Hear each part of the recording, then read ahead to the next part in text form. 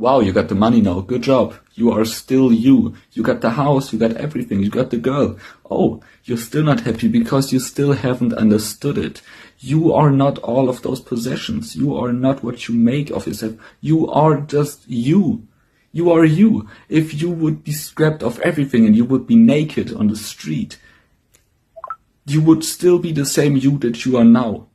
Although you have all those possessions, you haven't changed. You maybe get arrogant, whatever, because you have possessions, but you are still you. You have to get off of your high horse and accept that everyone is just a sinner in a basic sense. You are the singing and dancing crap of the world, and that's okay. You can let go of all of those expectations and all of this shit. You don't have to make the $1 million.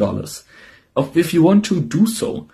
But accept that you are not what you make. Who you are is who you are, okay? No money is changing that.